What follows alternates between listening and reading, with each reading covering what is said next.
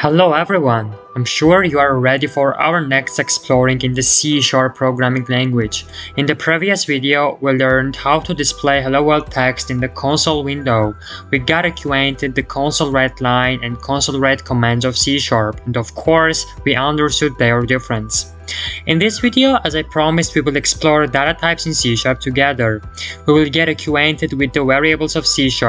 We will learn how much space each of them occupies in the memory, and of course, we will use our knowledge to write code in Visual Studio environment. So, are you ready? Obviously, let's get started. So, we will start the study with C# variables. What are variables? Variables are containers for storing data values. In C#, there are different types of variables. For example, int, double, char, string, and bool are C# variables. So, to create a variable, you must specify the type and assign it a value. This is how it happens. So, we have the type, variable name, and of course, value. And what about the sign of the equation? Okay, where type is a C# type and a variable name is the name of the variable, such as x or name, the equal sign is used to the variable. But before declaring variables, let's take a more detailed explore at data types and to understand the meaning of using each of them. And now, let's find out what these are. So, the int data type stores integers or whole numbers without decimals, such as 12 or -12. It occupies 4 bytes of memory. In general, the int data type is the preferred data type when we create variables with a numeric value. And now, let's try to declare an int type variable in Visual Studio environment, assign a value to it, and using the console write line command, display it in the console window. So let's open the Visual Studio. I have already created a project. And just write int x equals 10. So in this line, int is our data type, x is our C# variable, and 10 is our value, of course. And of course, console write line x. Okay, attention please, this is very important when displaying the values of variables. So, when displaying the value of a variable, it is necessary to write the name of the variable, not the value.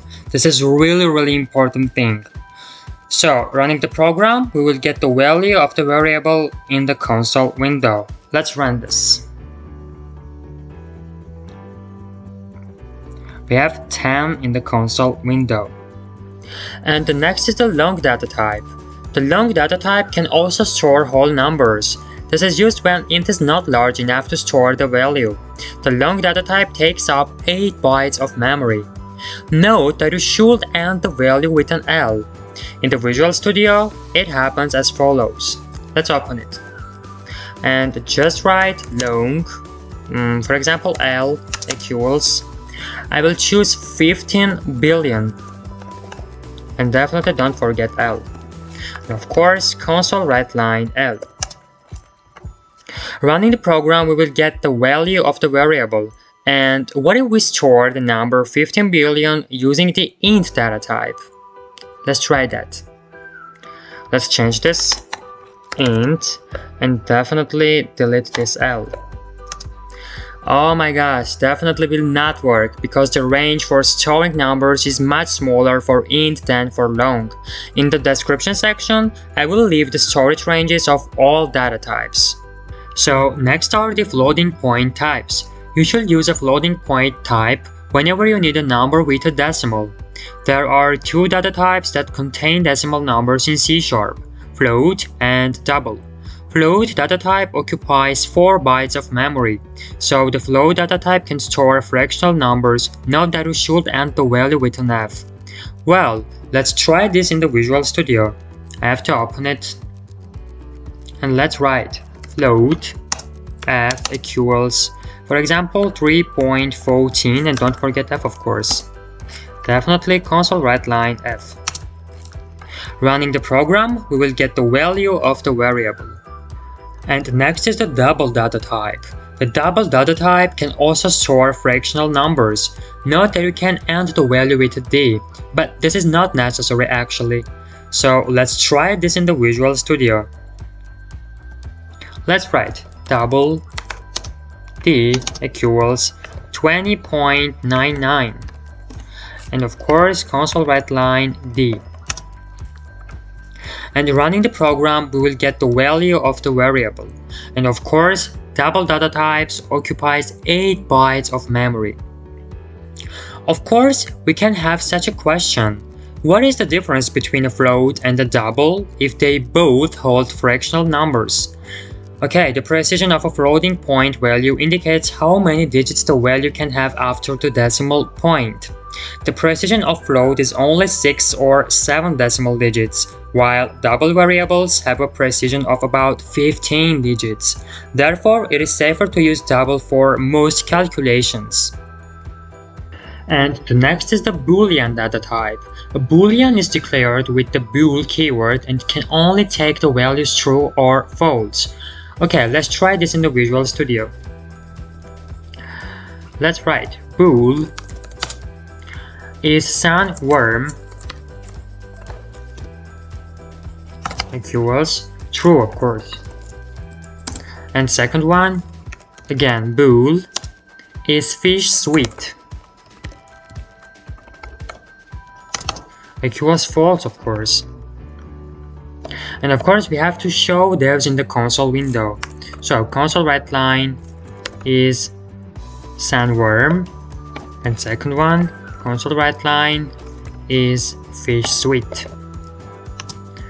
By running the program, we will get the value true for the first and false for the second. The bool data type occupies 1 bit space in memory. So next one is the char data type. The char data type is used to store a single character.